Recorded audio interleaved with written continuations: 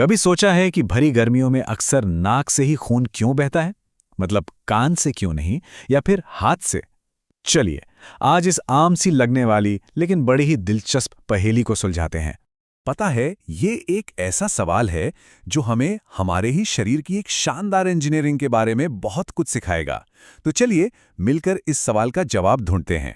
सबसे पहले इस नक्सीर को एक साइंटिफिक नाम देते हैं। नाम शायद थोड़ा मुश्किल लगे, लेकिन इसके पीछे का विज्ञान समझने के लिए ये बहुत जरूरी है। तो नाक से खून बहने को मेडिकल भाषा में कहते हैं एपिस्टैक्सिस। थोड़ा फैंसी है ना? लेकिन ये जानना जरूरी है क्योंकि हम आगे इसी शब्द का इस्तेमाल करने वाले हैं। अच्छा, अब ये जो एपिस्टैक्सिस है, ये दो तरह का होता है। एक है पैथोलॉजिकल, जिसे एक एक्सीडेंट की तरह समझिए, किसी चोट या बीमारी की वजह से। और दूसरा है फिजियोलॉजिकल, जो हमारे शरीर की एक आम प्रक्रिया है, जिसे हम अपनी भाषा में नक्सीर कहते हैं। आज हम इसी नक्सीर की जासूसी करने वाले हैं। तो सवाल ये है कि नाक में खून आखिर आता कहाँ से है? इसका जवाब ढूंढने के लिए हमें एक सफर पर निकलना होगा। एक ऐसा सफर जो हमारे दिल से शुरू होकर चेहरे पर जाकर खत्म होगा। तो तैयार हैं इस सफर के लिए? लेकिन उस सफर पर निकलने से पहले 1 मिनट रुककर अपनी नाक के कमाल के काम को तो समझ लें। हमारी नाक दरअसल शरीर का एक बेहतरीन एयर कंडीशनर है। ये बाहर की हवा को शरीर के हिसाब से ठंडा या गर्म करती है, उसमें नमी बनाए रखती है और धूल कणों को फिल्टर भी करती है। तो हमारा सफर शुरू होता है दिल के पावर हाउस यानी लेफ्ट वेंट्रिकल से। यहाँ से खून ऑर्टा नाम की एक मेन पाइपलाइन में पंप होता है। फिर ये गर्दन में मौजूद कॉमन कैरोटिड आर्टरी नाम के सुपर हाईवे से होता हुआ सिर की तरफ बढ़ता है। इसे खून का नेशनल हाईवे समझ लीजिए। और यहीं पर हमारे सफर में पहला बड़ा मोड़ आता है। गर्दन में ये सुपर हाईवे अचानक 2 रास्तों में बढ़ जाता है और यहीं से कहानी और भी दिलचस्प होने लगती है। अब हम सफर के उस हिस्से में हैं जहां एक सीधी सीधी सड़क छोटी छोटी गलियों के एक उलझे हुए जाल में बदलने वाली है। तो वो 2 रास्ते हैं। एक है इंटरनल यानी अंदरूनी रास्ता, जो दिमाग और आंख जैसे हिस्सों को खून पहुंचाता है। और दूसरा है एक्सटर्नल यानी बाहरी रास्ता, जो हमारे चेहरे, जबड़े और होठों को ब्लड सप्लाई करता है। चलिए पहले अंदरूनी रास्ते पर चलते हैं। इस इंटरनल कैरोटिड आर्टरी से एक ब्रांच निकलती है जिसे ऑप्थेल्मिक आर्टरी कहते हैं, और ये सीधा हमारी आंख में जाती है। और यहीं पर एक हैरान करने वाली बात है, नाक तक खून पहुंचाने का एक रास्ता हमारी आंख से होकर गुजरता है ना? कमाल की बात। तो आंख के अंदर से ये 2 छोटी छोटी पाइपलाइनें निकलती हैं, एंटीरियर और पोस्टीरियर एथमॉइड आर्टरी, जो नाक को खून की सप्लाई देती हैं। तो ये हो गए हमारे पहले 2 सप्लायर। ठीक है, अब आते हैं दूसरे यानी बाहरी रास्ते पर।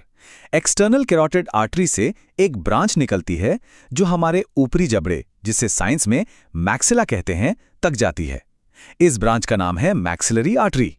अब इस मैक्सिलरी आर्टरी से 2 और शाखाएं निकलती हैं जो जबड़े से होती हुई सीधी नाक को खून पहुंचाती हैं। इनके नाम हैं स्फेनोपैलेटिन और ग्रेटर पैलेटाइन आर्टरी। तो अब हमारे पास कुल 4 सप्लायर्स हो गए हैं, 2 आंख से और 2 जबड़े से। लेकिन रुकिए, पहेली का एक टुकड़ा अभी भी बाकी है। इसी बाहरी रास्ते से ही एक और आखिरी ब्रांच निकलती है, फेशियल आर्टरी। ये हमारे होठों को खून देती है और फिर वहां से एक छोटी सी ब्रांच ऊपर नाक तक भेजती है। तो देखिए, हमारे पास आंख, जबड़ा और होंठ, 3 अलग अलग जगहों से खून की धाराएं आ रही हैं। अब हम इस रहस्य के बिल्कुल क्लाइमैक्स पर हैं, जहां ये सभी सड़कें आकर मिलने वाली हैं। तो बड़ा सवाल ये है कि ये सारी अलग अलग धमनियां, ये सारे रास्ते आखिर नाक में किस जगह पर मिलते हैं? कहाँ है नाक का वो हॉटस्पॉट, वो मीटिंग पॉइंट? और जवाब है कीसलबैक्स प्लेक्सस, या इसे लिटिल्स एरिया भी कहते हैं। ये नाक के अंदरूनी पर्दे पर बिल्कुल आगे की तरफ एक बहुत ही छोटा और बेहद नाजुक सा हिस्सा है, जहां खून की इन सारी धमनियों का एक घना उलझावा जाल बना होता है। इस स्लाइड पर जरा गौर कीजिए।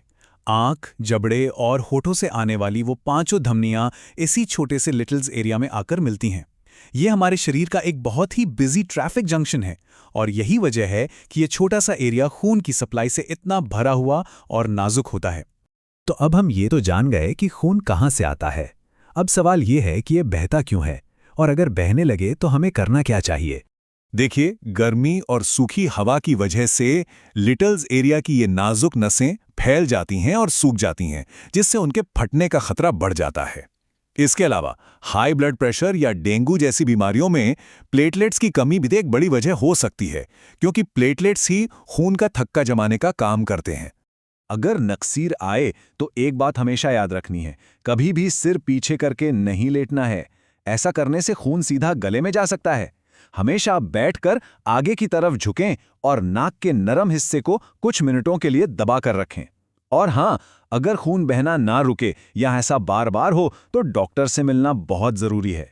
जैसा कि कहा गया है, अगर अपने शरीर को ठीक से पढ़ा जाए तो फैसिनेशन की कोई कमी नहीं होगी। सीखने से बड़ा कोई रोमांच नहीं है।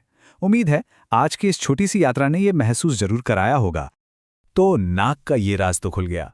अब जरा सोचिए, हमारे शरीर में ऐसे और कितने ही रहस्य छिपे हैं जिनके बारे में हम शायद ही कुछ जानते हैं। सोचते रहिए और सीखते रहिए। नमस्ते।